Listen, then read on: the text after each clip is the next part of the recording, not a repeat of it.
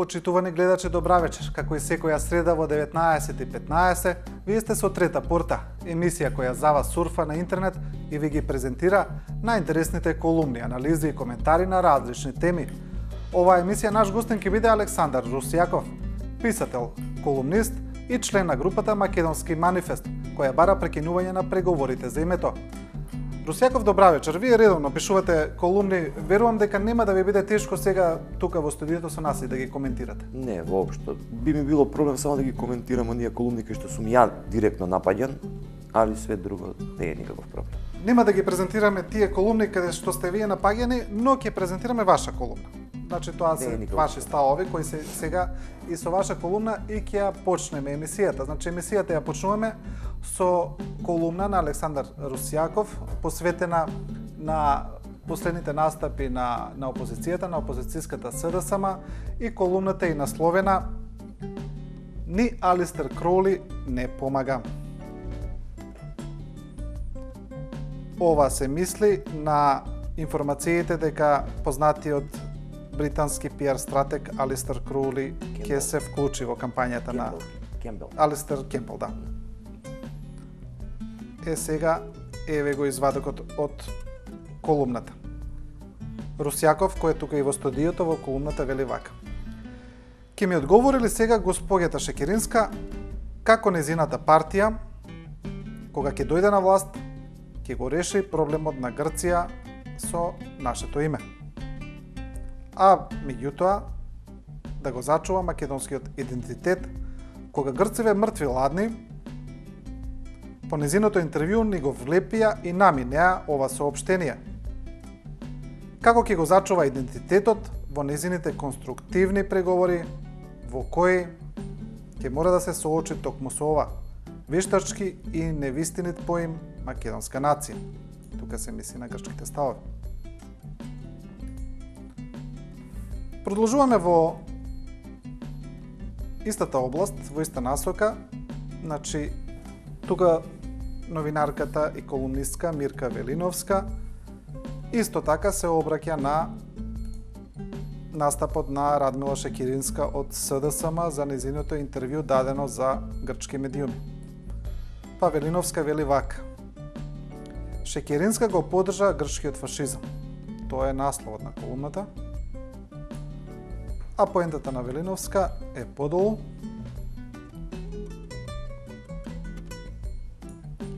И тука пишува вака: "Овие господа очебино не се македонски политичари и не работат во полза на македонското население. Ниту ги представуваат македонските државни интереси. Очигледно дека се работи за група грчки лобисти кои го користат македонскиот демократски простор за подривање на државата, со што ја доведуваат во опасност. Тие действуваат синхронизирано со својот патрон работодавец, веќе не се ни кријат".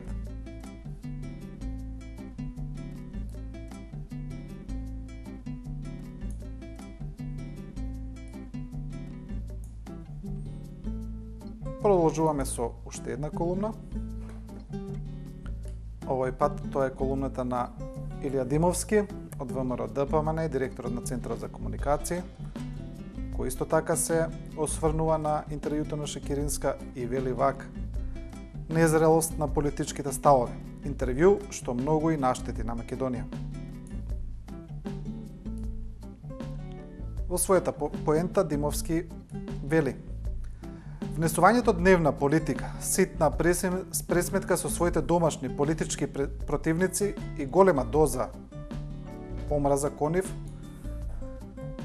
во содржина каде што главна тема е најголемиот државен проблем на Република Македонија, говори само за себе за незрелоста на политичките ставови.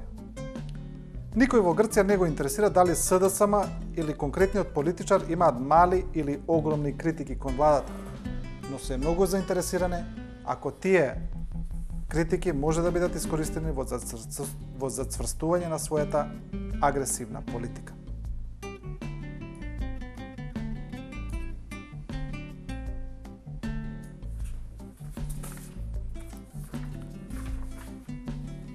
Тоа беше колумната на Димовски. Сега одиме во студиото, Русјаков го слушнавте првиот сет на колумни, кој е посветен на интервјуто на Радмила Шекеринска од СДСМ, дадено за грчки медиуми. Кажете ми, дали може да се извади заклучок од интервју дадено на Шекеринска за некој грчки медиум, дека таа ги предала државните интереси? И мислите ли дека тезата за патриоти и предавници премногу е присатна во македонскиот јавен дискурс и дали таа се повеќе ја поларизира нацијата? Ја не сакам и никогаш не сум ги делел и не сум ги нарекол дека едни се патриоти, други се предавници. Тоа патриоти и предавници ми звучи многу хардкор. На крајот на краиштата патриотското чувство е чувство што или го имаш или го немаш. Американците се веројатно најпатриотската нација на планетава и така натаму. Ја не ги нарекувам другите предавници, за мене се тие што го користат овој наш проблем, тоест наше проблем затоа што ни е наметнат, меѓутоа што го користат во лични политички пресметки, за мене се они повеќе лобисти, како се вика, спонзори нечии, меѓутоа не можам да ги наречам предавници. Проблемот е што вие преска рековте опозицијата, овде станува збор конкретно ја и во мојата колумна на Шекеринска и се обраќам затоа што она отиде да го зборува тоа за грчкиот портал наспрема не се, не знам дали е тој официјален став на целата опозиција или на целата партија, нели завчера Игор Ивановски покажа сосем поинакво лице значи одржа еден патриотски говор во Советот на Европа и жестоко ја нападна грчката политика, така што станува збор за конкретно однесување на Радмила Шекеринска и ја во истата таа колумна кажувам дека сосем е легитимна политичката борба на СДСМ со ВМРО. Значи имаат еден куп полиња на кои што може да се расправаат со ВМРО. Меѓутоа, нивната политичка борба не е со Република Македонија и со македонскиот народ. Затоа што апсолутно во нејзиното интервју колку сакаат... Се извинувам, само мислите дека критиките кон власта се секогаш е критики кон државата? Не, сакам да кажам во контекст на борбата за името и за идентитетот.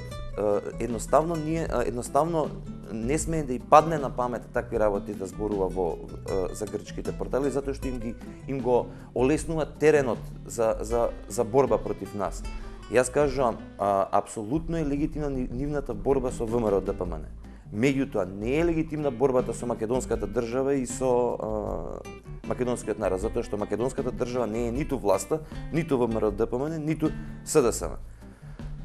Проблемот е што во моменти, таму е ставен цитат во мојата колумна, во моментот кога тоа го кажува Радмила Шекеринска на сајтот на Министерството за надворешни работи на Грција, пишува дека не го направил Груевски проблемот, дека од 1991 година Македонија, тоа е цело соопштение во кое што грчкото МНР го објаснува проблемот, дека од 1991 година Македонија создава лажна држава користејќи го лажниот термин македонска нација. И сега како вие можете да тврдите дека некој друг го направил проблемот, кога грците апсолутно ги ставаат сите во кош, значи создавањето на македонската држава за нив и македонскиот народ е непостоечки и лажен.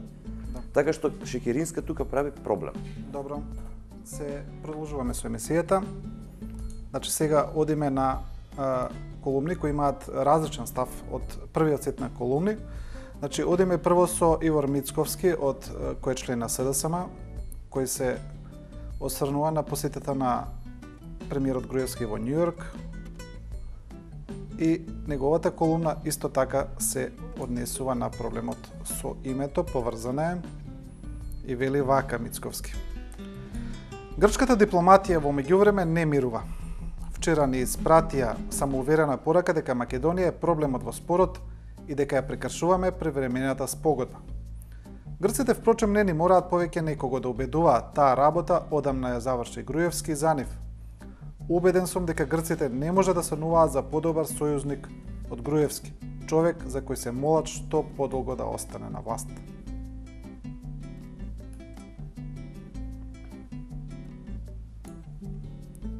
Одиме со колумната на Бранко Геровски, главниот и одговорен уредник на Плюс Инфо, кој исто така има став за нападите врз Шекеринска и Заев во колумнава и вели во насловот: Заев и Шекеринска, вие сте предавници по дефолт. Во својата колумна Геровски директно ја брани Шекеринска, низините ставови и вели вака: како граѓанин, значи он го цитира интервјуто на Шекеринска и прашува што е лошо во овие зборови. Геровски вели вака: како граѓанин на оваа земја, јас бев порасната со името Македонија и навистина не ја разбирам грчката позиција. Но во меѓународната политика, исто како и во внатрешната, понекогаш мора да се решаваат и оние проблеми што изгледаат ирационални. И што кажала всушност Радмила?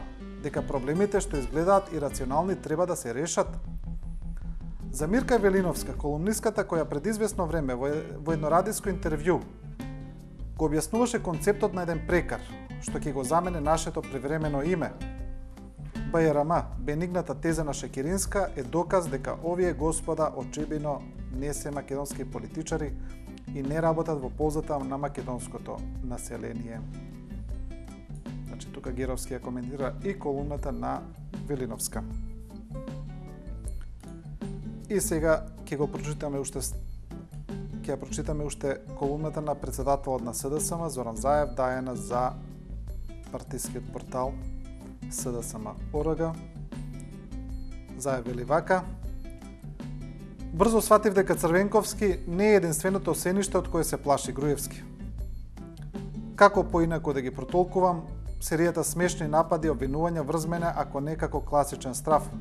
Како да ја разберам одлуката на премиерот за промена на курсот во предизборните кампањи на ВМРО-ДПМН Скопје како град во кој редовно се одржува завршните митинзи на оваа партија, дори во 2 наврата да се промени во Струмица? Како да најдам логика во фактот дека сите касарни во Македонија им се предадени на општините во кои се наоѓаат, освен онаа во Струмица? Се разбира, и во овој случај одговорот го знаат сите, дека станува збор за страф.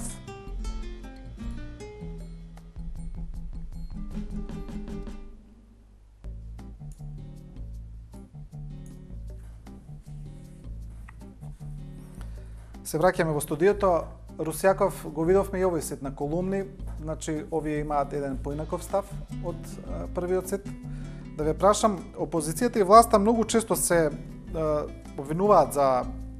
Значи, тука опозицијата враќа со обвинувањата на Шекеринска со контраобвинувања кон власта. Дали мислите дека наместо дебатирање за суштински проекти и решенија за Македонија, за оние области кои се критични, премногу време и енергија се губи во овие обвинувања и контраобвинувања? Да, мислам. Прво, сакам да кажам дека на опозицијата и на власта треба со амандман уставен да им се забрани да зборат и да се препокуваат зимето.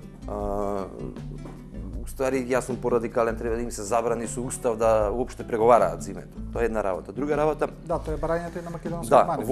Во овој контекст би ја исклучил на Заев извадокот. Ја немам прочитано целата, меѓутоа во овој контекст на првата група колумни, втората група колумни би ја исклучил на Заев колумната затоа што неговата колумна е на легитимната политичка борба со ВМРО. Си се расправаат на економија, тука тоа све ми е во ред, иако него терав ја Заев да зборува во однос на името за свиткани кичми, постои уште полошо да се правда.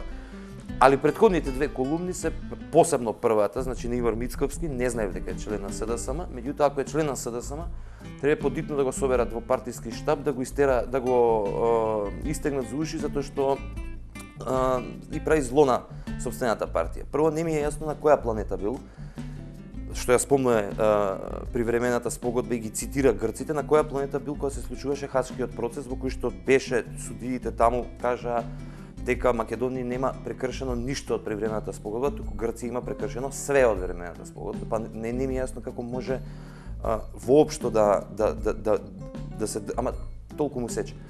Другата работа е што зборува дека Груевски е посакуван од, како се вика, од грците и сите они ваквите ликови одат на варијанта дека сите забораваат како они што забораваат, кога Грција јавно кажа дека чекаат некоја друга политичка гардитура да дојде за да се договори. Еве го сега Самарас излегува кажува дека Груевски е проблемот.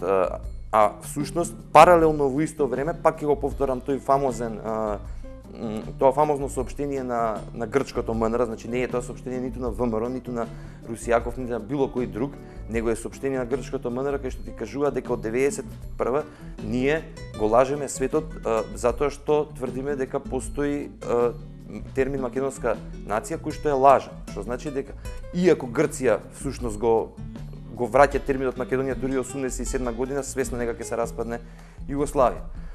На Геровски колумната е исто така проблематично затоа што он си каже она што му одговара од интервјуто на Радмила Шекеринска. Не каже дека Шекеринска го спомна моментот дека како мала не си го сакала името, па си го засакала името. И така денеска и ние во потекст меѓу редови каже кога ќе го смениме името, нема да го сакаме, ама ќе си го засакаме, што е погубно. Добро, вие се залагате комплетно да се прегинат преговорите, значи да не дојде до никаква промена на името. Никаква форма. Крајна отстапка, последна отстапка, гледам Стефче Акимовски сега промовирајќи новата партија го изнесе како нивниот официјален став на партијата, што мене многу драго затоа што почне да се појавува барем малце чувме патриотски за почеток. Ја спомнува двојната формула. Тоа би било крајното. Иако и тоа е проблематично, меѓутоа јас лично како Александар Русијаков би прошол преку тоа. Грција може како сака да не вика, а за цел свет си е Република Македонија. Да. Така што колумната на Ивор Мицковски е глупост, а на како се вика на Бранко Геровски е обид да оправда нешто што е многу тешко да се оправда. Добро, продолжуваме со емисијата, значи продолжуваме повторно во насока на уште една само извини, на Заев моментот парчето што е извадено тука си е во однос на нивната политичка битка. Политичка борба. Што мене ми е дај Боже да се судира цело време на економски план, да не бомбардираат со идеи, со проекти, за да не знаеме да одлучиме кој е подобар. Да. Добро, продолжуваме со емисијата, значи продолжуваме во насока повторно на името, значи со колумната на Тони Науновски, кој вели вака во насловот: македонското име и идентитет како колективна вина. Само уништувањето го прикажуваат како единствен излез. Тоа е насловот на колумната на Науновски. Одиме на неговата поента. Вели вака: наспроти зачудувачката индиферентност на ВМРО ДПМН, кој веќе 7 години се формално на власт, кон овој феномен на етапна длабинска деструкција на мисловниот хабитус на младите македонци, многу назнаки упатуваат дека оттаму еден ден ќе дојде нивниот изборен пораз. Дори и побрзо отколку што мислат. Фактот дека нивниот изборен пораз ќе биде во ист миг и целосен пораз на македонците мора кај нив да предизвика ново чувство на историска одговорност и демократски активности за оневозможување на тамошното дифузирање на алтернативната стратегија како единствен излез од лошите економски состојби. Тука Тони Науновски исто така се осврнува на одредени структури и групи, како што тој ги нарекува, еве како што пишува, кои се под апсолутна доминација на СДСМ и соросоидите, кои зборуваат за проблемот со името. Продолжуваме сега со соопштението на групата Македонски манифест, чиј член е и Русијаков, која се однесува на преговорите за името. Тука е ставен Георги Барбаровски, кој исто така е член на групата Македонски манифест, и еве дел од соопштението. Велат вака: од македонските политичари бараме да не се тргува со името и со идентитетот. Меѓутоа, се чини дека уставната заштита за нив не е доволна, па бараме со уставен закон никој да нема право по ниедна цена да преговара за името. Одењето на референдум во овој случај нема да биде израз на слободна волја, затоа што ќе мора да гласаме за име кој и Грција го прифатила. Вакво клучно и судбинско прашање не се става на референдум, тоа е несериозно. Името не ни е добиено на референдум за да се решава на референдум.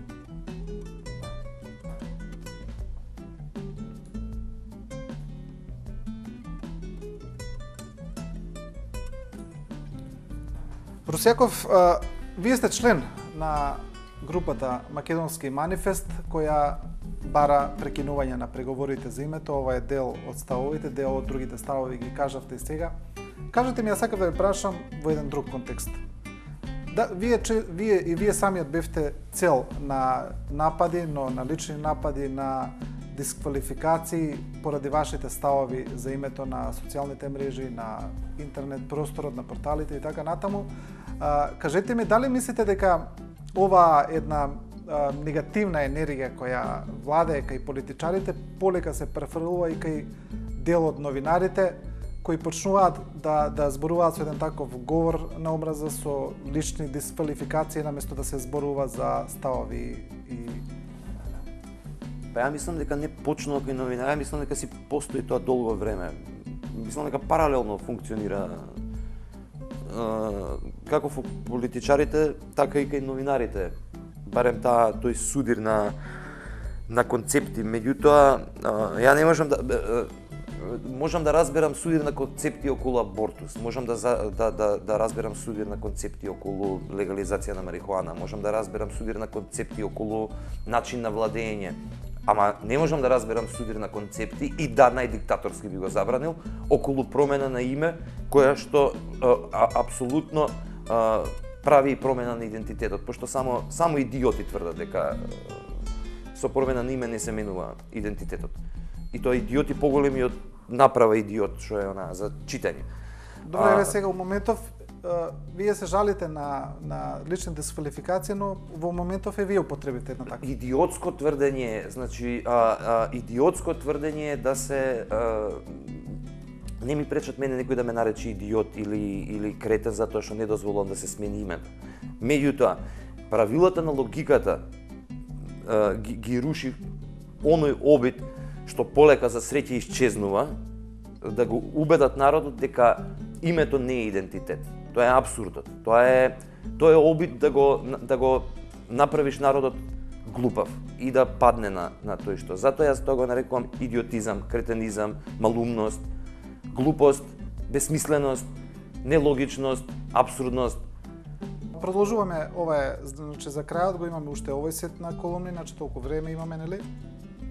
Одиме со колумната на професорот Фрчковски, кој вели Ахтунг, Ахтунг, Дихтунг.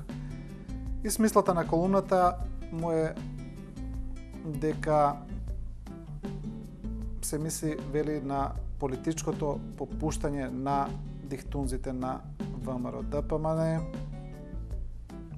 Со символички сака да каже дека подморницата тоне. Сега, тука ставаме анализа на професорот Фрчковски, кој кажува како според него се спроведува таа пропаганда и во кој е вклучен и проблемот со името. Вели вака: прво го уплавосуваа страв за собствената екзистенција како таков, значи го празнат од рацио и го полнат со ирацио, нов идентитет. Тој идентитет е компониран од контраверзни политички митови. Едни за тоа дека е потомок на славни стари победници на светско рамниште, воздигнувачки мит, и други дека е жртва на сите мощни зли конспирации против него, од кои излегувал како победник. Депресивен мит. Идентитетот вака потопен во страв и воедно историски поетски воздигнат мора да се подготви за борба. Затоа претходно треба да се објектизира стравот, имено да се насочи кон цел, причина за современите предизвици и депресии на македонецот.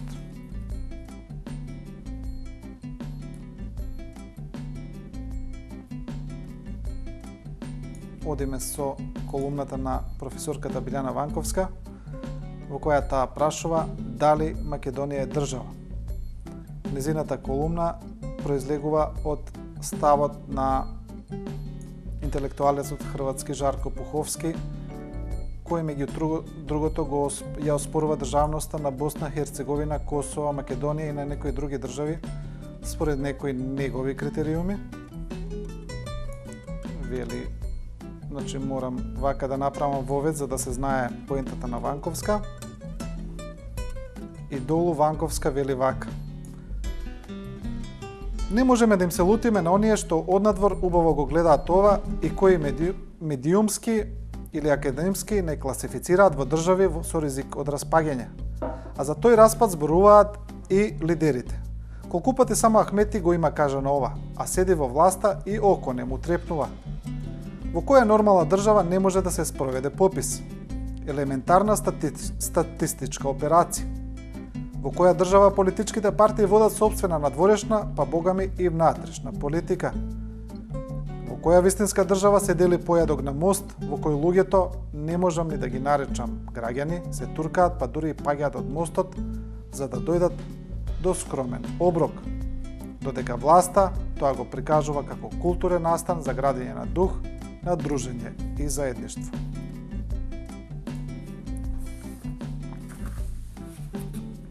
И тука кратко уште само колумната на Кире Наумов од СДСМ, кој исто така вели: камен мост, символ на трампата храна за слобода. Вели вака: тие првенствено се грижат да не дојде до никакво подобрување, туку смислено го држат народот во сиромаштија и заостанатост. Од таа причина, во сите своји 7 години на владење, оваа власт дозволува раст на економијата од само 2,5% годишно, бидејќи само така успева да ја киднапира слободата на оние што треба повторно да ја гласаат на избори. Тоа е поентата на Наумов.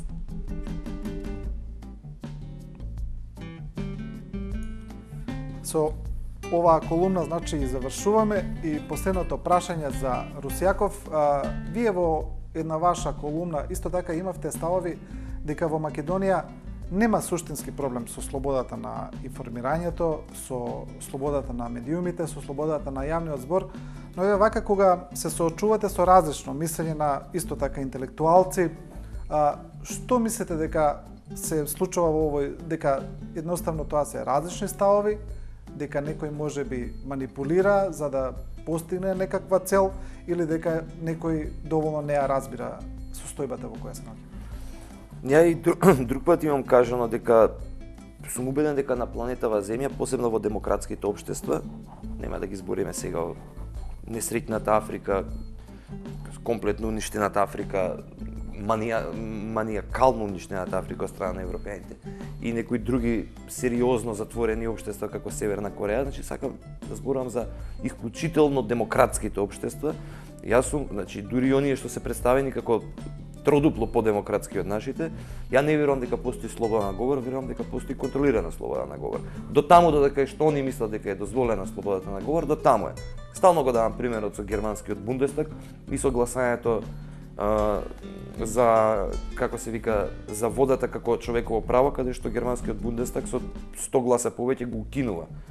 Каде што после тоа германските пратеници, два-тројца кажа и дека не им е нејасно зашто гласале, меѓутоа тоа го немаше во медиумите.